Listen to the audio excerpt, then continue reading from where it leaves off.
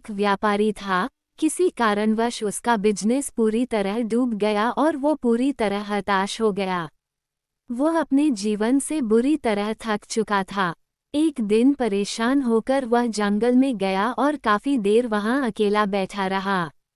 कुछ सोचकर भगवान से बोला, मैं हार चुका हूँ, मुझे कोई एक वजह बताए कि मैं क्यों न हताश हूँ, मेरा सब कुछ खत्म हो चुका है।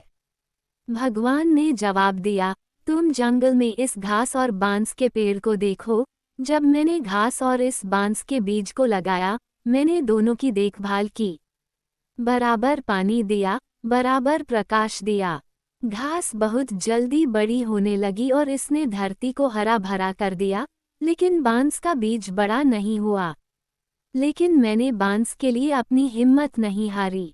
दूसरे साल घास और घनी हो गई, उस पर झाड़ियां आने लगी, लेकिन बांस का बीज वैसा कए वैसा ही रहा। लेकिन मैंने फिर भी बांस के बीज के लिए हिम्मत नहीं हारी।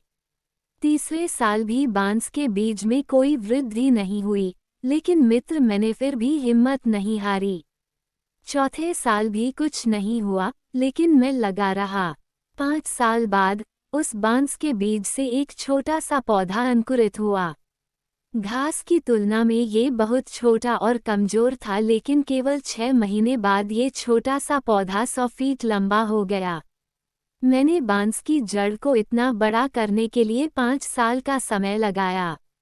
इन 5 वर्षों में इसकी जड़ इतनी मजबूत हो गई कि 100 फीट ऊंचे बांस को संभाल सके।